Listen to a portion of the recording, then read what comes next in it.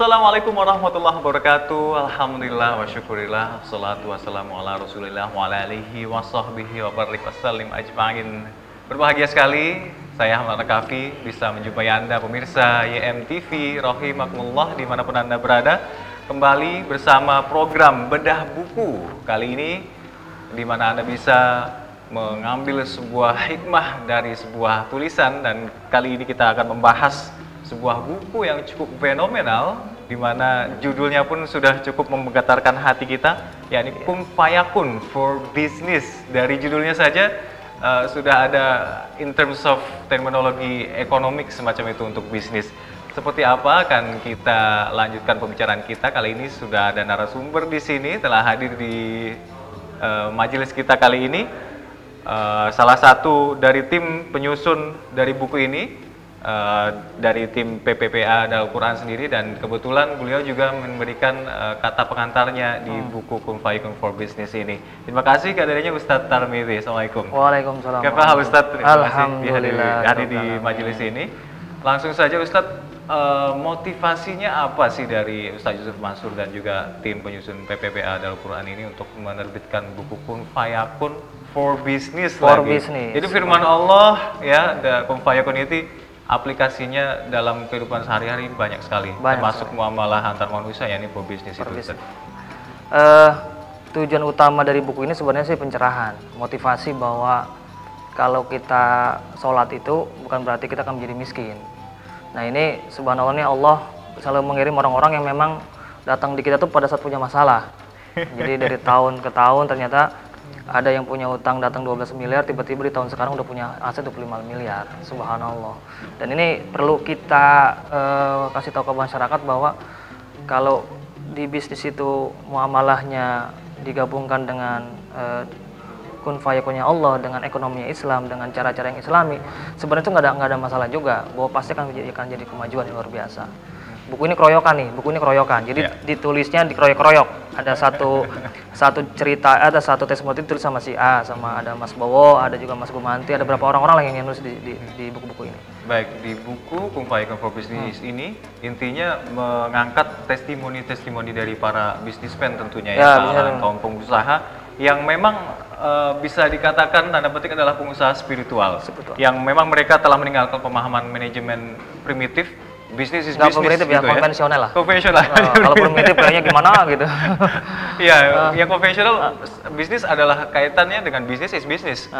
Adalah tidak ada ya. Iya, semacam itu. Pokoknya halal haram terjang, yang penting saya untung. Itu, yang penting untung, wealthy. Ini tidak. Jadi bagaimana teman-teman pengusaha, teman-teman kita itu mengkombinasikan antara itu semua. Dan sebenarnya tuh saya bikin gini ya, ada konsep sebuah keberkahan. Berkah itu kan sebenarnya kalau kita punya rezeki sedikit tapi anak kita nggak sakit, istri kita pulang juga nggak ngomel-ngomel, ya kan, tapi uang sedikit kan juga jadi hidup senang. Tapi uang banyak, anak kita sakit, istri kita rewel-rewel, jauh jadi berkah, sampai rumah jadi kayak neraka. Nah ini sama teman-teman pengusaha, mereka bagaimana nih, kan sebenarnya kan jadi tanggung jawab juga. Misalnya kalau kita punya suatu usaha nih misalnya, bos lah, anak buahnya nggak sholat. Secara hukum si bos itu punya tanggung jawab terhadap sholat si anak buah, dosalah dia. Nah itu kita kembangkan Kak. Dan orang kalau dia jadi bos, kalau dia jadi direktur di sebuah perusahaan, bikin pengumuman hari ini semuanya pada sholat zuhur, pasti sholat zuhur semua kan, karena dia bos kan, takut dipotong gajinya. Nah inilah yang dikembangkan sama kita. Nah teman-teman ini subhanallah, kayak misalnya di sini ada saya ceritain, ada salah satu testimoni yang luar biasa yang menurut saya menjadi informasi buat masyarakat semua. Dan pada saat saya minta sama si ibu ini pun saya bilang, Bu, ini bukan tempat untuk ujub, saya bilang, tapi mudah-mudahan sebagai suatu lahan ibu untuk berdakwah. Kalau cerita ibu dibaca sama orang lain dan ibu terus dikritik sama orang lain, maka sebenarnya ada pahala yang merebut ibu semua. Oke, saya siap. Ibu ini datang tahun 2005-an. Pada saat itu posisi punya utang 12 miliar. Jadi dia tuh pengusaha kayu. Punya kayu yang memang ditipu sama rekan kerjanya. Jadi kayu ini ternyata illegal logging. Nah, ternyata total itu dia harus nanggung pembiayaan 12 miliar yang harus dia bayar. Karena illegal logging itu ya? Oh iya, karena disita nggak mungkin bisa keluar. Drop, habislah dia. Rumah jadi dijual kan buat nanggung itu. Aset-aset semua semuanya. dijual, mobil semuanya dijual. Sampai dia hanya mengontrak satu ruangan yang memang kecil sekali. Pokoknya tahun 98 tahun berapa banjir tuh? Tahun banjir Jakarta yang paling besar. 2007. Nah, rumah beliau termasuk yang terkena banjir. Karena memang daerah-daerah banjir. Baik, akan kita lanjutkan mungkin inspirasi dari Ibu tadi. Bu Ermi. Namun kita di segmen kedua nanti. Namun mungkin Anda bisa menggarisbawahi dalam kaitannya Kung Fu Business ini artinya para pengusaha yang sudah notabene mengerti bagaimana kemaslahatan agama dicampurkan dalam bisnis mereka semacam itu, telah pula meningkatkan semacam perkumpulan mereka menjadi semacam gerakan seperti company nasional ya. Dan menurut saya asik-asik saja, mereka malah secara hubungan sama teman-teman pekerjaannya baik, terus secara pendapatan income pun bertambah. Wah subhanallah, kayak Mas Jody dari 33 outlet, Mas Mono dari, wah subhanallah, bahwa keberkahan itu luar biasa, berkah dunia akhirat. Amin. Nanti akan membahas lebih lanjut Ustadz dan saudara, kita akan kembali usai pariwara berikut ini. Tetaplah bersama kami di Bedah.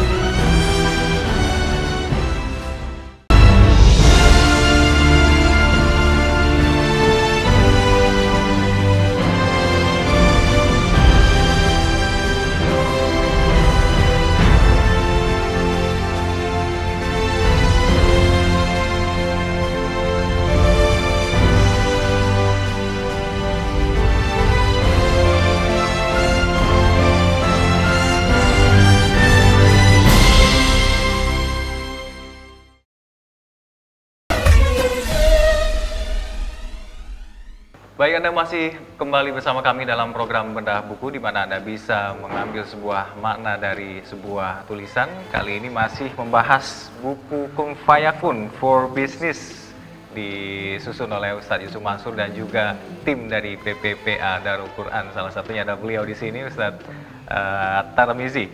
Ustadz, kita kembali ke tadi, lanjutkan yang sempat terpotong di segmen pertama tadi. Kisah tentang si ibu itu, yang sang bisnismen kayu yang ternyata ditipu oleh rekannya, dan akhirnya bagaimana ujung ceritanya bisa membalikan modal dari aset-aset yang sudah habis itu. Apakah beliau memang ternyata mencoba mix antara bisnis dengan spiritual, keagamaan, religi tentunya? Subhanallah, secara proses sebenarnya sih dia juga mengalami proses yang luar biasa. Drop pada saat dia harus punya uang miliaran, tiba-tiba dia harus membayar uang miliaran dengan hutang yang luar biasa. Tapi uniknya ini kan perjalanannya, kalau biasanya kan manusia itu ada yang bangun setahun, 2 tahun, 3 tahun, ada yang 10 tahun, dan ada juga nggak bangun-bangun. Nah subhanallah nih, si ibu ini ketemu sama kita nggak lama, mungkin sekitar 2 tahun, nggak lama, tahun sekarang nih, kemarin ketemu sama saya, menginformasi kepada saya, Pak Tarmizi, alhamdulillah sekarang, dia cerita tuh ya bla bla bla bla, sekarang aset saya itu sampai 25 miliar, saya nggak nyangka sampai 25 miliar, dari dia punya 12 miliar waktu itu yang punya hutang. Wah subhanallah dan setiap tahun tuh dia selalu berangkatin orang 100 orang umroh, 100 orang tuh dia berangkatin. Nah kalau mau lebih jelasnya baca bukunya tadi itu aja. Tapi subhanallah ini prosesnya saya nggak begitu ceritakan. Memang buku ini luar biasa, menginspirasi buat kita semua. Dan Bu Ermi itu salah satu ibu yang memang menjadi inspirasi buat masyarakat lah. Ada beberapa bagian-bagian yang lain. Baik. Coba kita ke bab yang lain yang tak kalah menginspirasi buat Anda pemirsa. Mungkin sudah sering mendengar nama Sandiaga Uno, ternyata beliau juga sudi untuk berbagi kisah inspiratifnya di sini. Kaitannya dengan Sandiaga Uno apa yang bisa diinspirasikan kepada pemirsa di sini, Ustaz? Nah, sekarang itu kita manggil sering Bang Sandiaga Uno, itu kan pengusaha muda. Ya. Pengusaha muda, ya kalau bicara masalah ganteng-ganteng lah beliau lah, luar biasa. Tapi kan secara proses bagaimana dia membangun sebuah bisnis kita nggak paham juga. Belum banyak yang tahu ya. Tapi Dan yang belum banyak yang tahu juga pemirsa kalau Sandiaga Uno juga ternyata cukup religius juga. Religius, kan? dan dia termasuk orang paling, ya masuk Forbes termasuk terkaya, di sini ditulis sama teman-teman. Dia itu pada saat saya sama Ustadz kita tim Darul Quran sama Ustadz masuk diundang di launching Mandala Tiger-nya. Waktu itu kan Mandala kan sempat jatuh, dia sama akuisisi kita diundang. Alhamdulillah diundang, kita naik pesawat kan di Terminal 3, ketemu sama kita. Timnya, Ustadz Darul Quran ya? Di mana Ustadz gitu kan. Waktu itu beliau baru saja mengerjakan sholat duha. Subhanallah. Pas di hari Senin Kamisnya selalu terjaga. Duhanya bukan 2 rakaat, bukan 4 rakaat, tapi duhanya 12 rakaat. Subhanallah. Dan beliau sampai sekarang masih menjaga wudhu. Sampai di lembaga ini, saya minta tim ustadz 1 orang.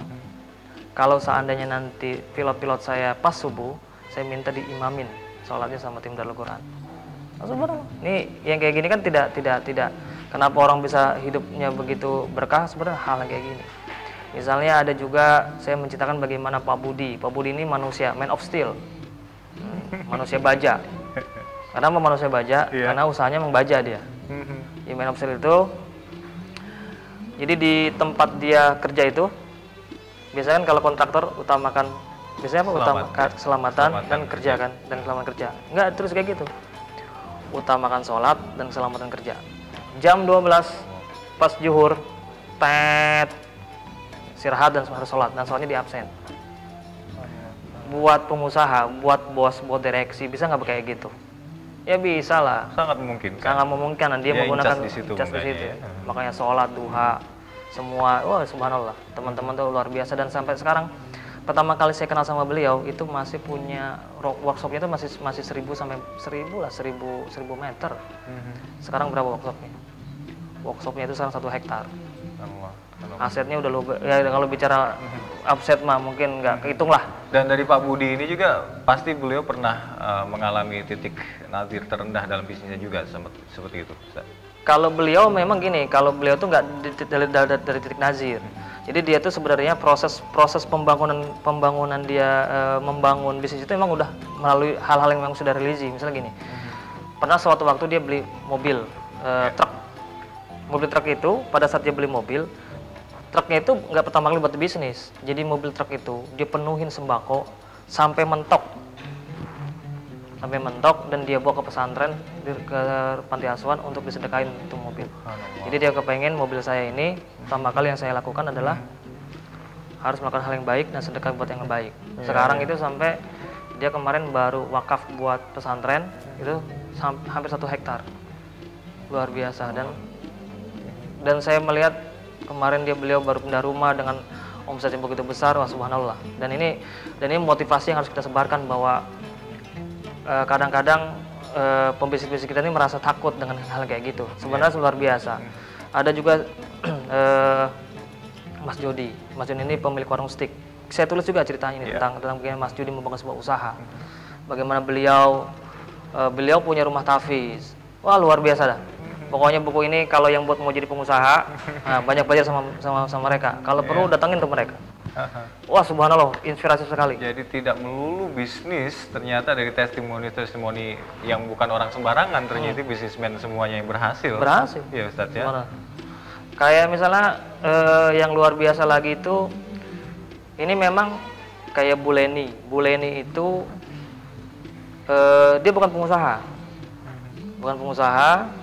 tapi tiba-tiba saja dia dapat proyek ngirim ke Miri ekspor. Bukan 1 kontainer, tapi 4 sampai 5 kontainer. Sebelumnya Sebelumnya bukan pengusaha. Sama sekali bukan pengusaha sendiri apalagi bukan ya. pengusaha sendiri, tapi dia bisa kayak gitu. Luar biasa. Dan ini buat kita buat masyarakat bahwa pola bisnis di mana itu harus ya secara syar'i, secara manusiawi bahwa yang punya usaha mereka tuh punya tanggung jawab terhadap anak buahnya. Jadi bukan sekedar ngasih uang, terus ngasih gaji, ngasih salary, tapi selesai. Mereka punya tanggung jawab yang lain. Saya pernah ketemu sama salah satu pengusaha PO Bis, saya nggak tulis di buku ini, mungkin nanti ada di edisi selanjutnya. Nanti ada sequel 2-nya. Sequel 2-nya udah disiapin, sequel 2-nya. Baik. Itu si PO Bis itu ketemu sama saya, dia ngomong gini sama kita. Si supir ini, bis ini itu bagaimana supirnya? Kalau supirnya di rumahnya bagus, nggak dimarahin sama istri, nggak dimarahin sama istri, anak yang marah-marah, maka bis pasti jalannya baik. Tidak ada pocel-pocelan, tidak ada yang lain. Baik. Maka dia bilang gini, ya sudah, saya minta start, ada pembinaan buat supir-supir saya. Setelah itu luar biasa, supirnya nggak ngerokok, terus ngaji, gitu loh. Apalagi ugal-ugalan ya. Ugal-ugalan. Pokoknya kalau ada mobil yang lecet-lecet di bawah supir, nah, pasti supir punya masalah tuh. Jangan dimarahin sama istrinya kan. Baik. Jadi tadi segmen 1 dan di segmen 2 ini sudah kita ketengahkan bagaimana contoh testimoni dari seorang pebisnis yang sukses karena melibatkan agama, keberkahan Allah dalam bisnisnya. Seperti apa etika seorang pebisnis muslim yang akhirnya bisa memberikan keberkahan tidak hanya di dunia namun juga di akhirat, bahkan bagi seluruh karyawannya. Nanti kita akan bahas di segmen selanjutnya. Pemirsa, tetaplah bersama kami di Bedah Buku.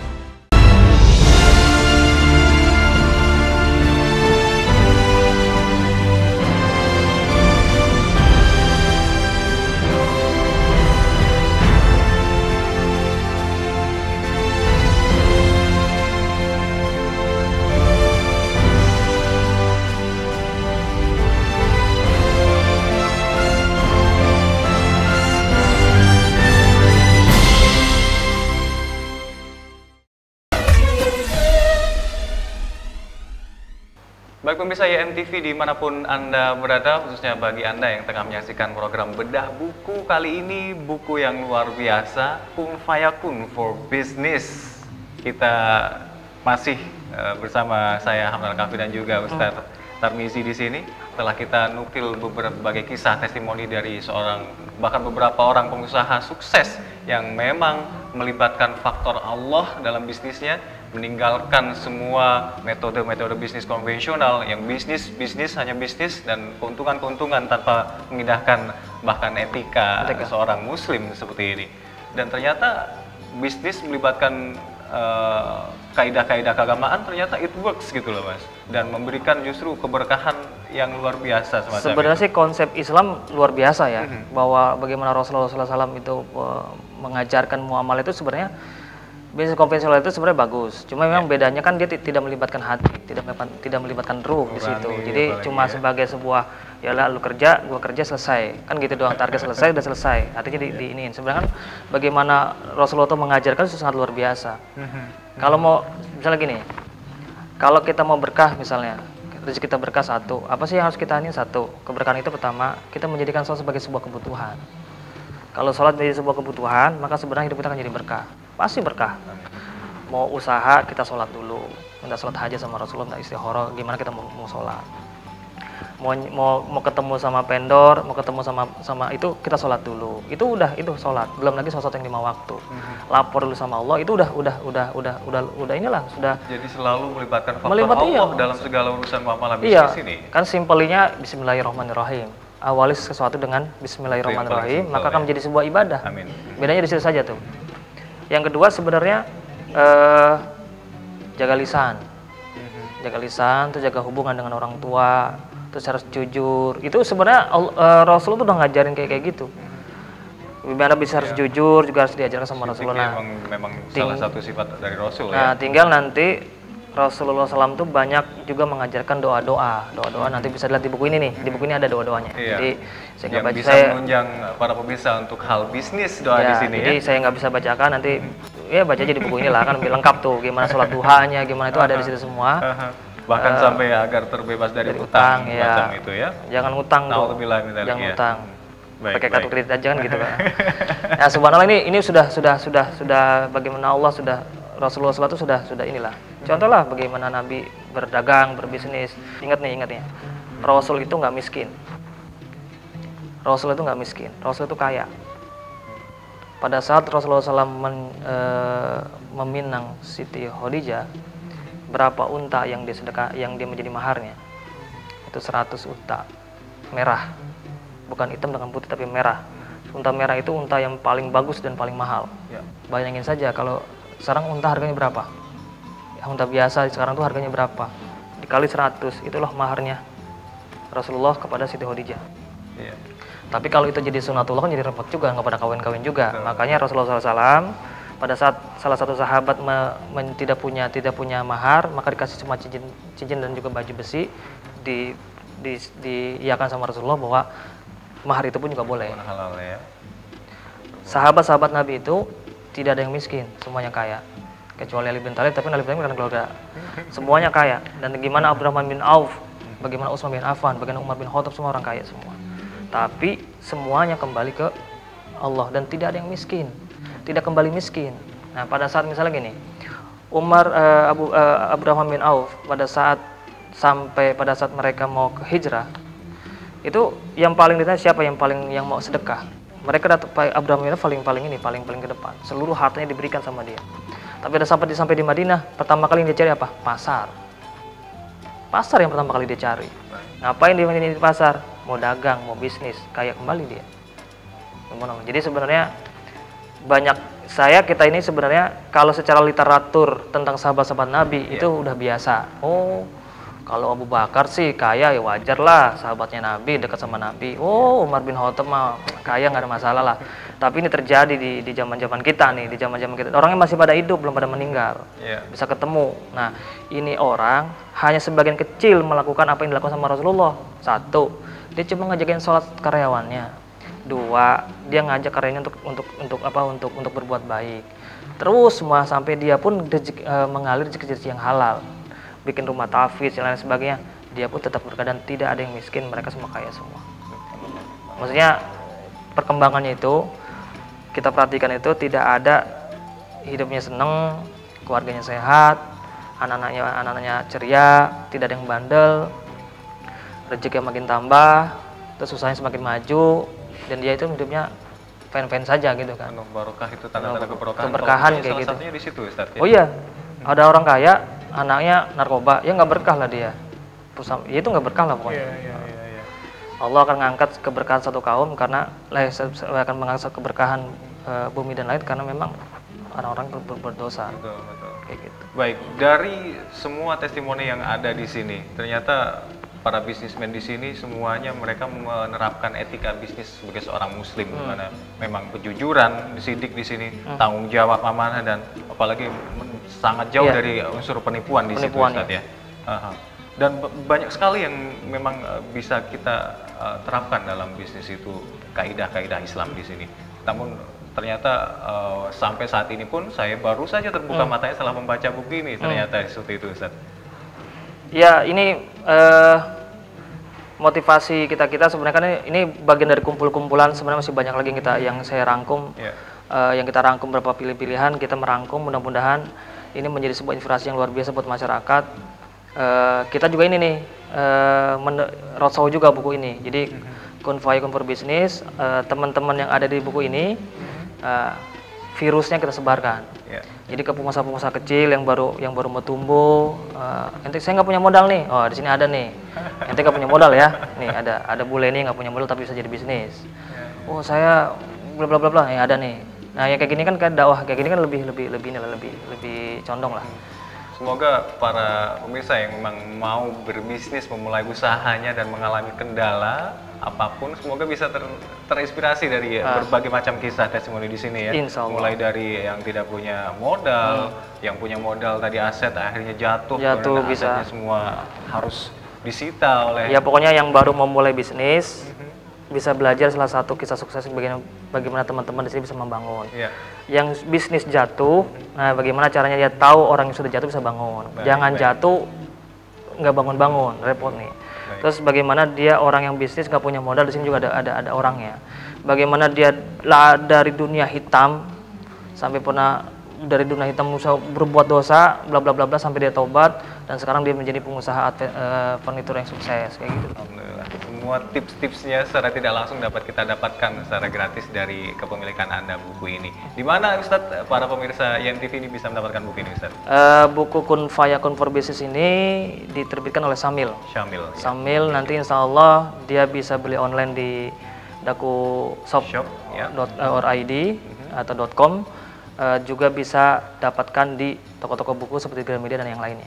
Baik, itu tadi pemirsa, jika Anda masih berkeinginan untuk tidak kehabisan buku ini, cepat segera memiliki buku ini di Dakushop dan juga website dari Darul Quran tersebut ya Ustadz ya.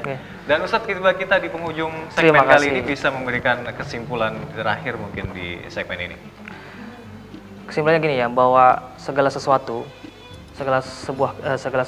pekerjaan jangan lari dari Allah. Libatkan Allah dan libatkan Allah. Kalau kata Ustadz Mansur, Allah dulu, Allah lagi, Allah terus. Itu ya Ustadz ya, selalu melibatkan faktor Allah di setiap faktor dan sisi kehidupan kita. Efek dahsyat ibadah ternyata sangat berdampak pada kesuksesan kita dan tambah berkah pula Ustadz, semacam itu Ustadz. Baik Ustadz, terima kasih sekali dan sangat berinspirasi pemirsa dan saya sendiri di sini.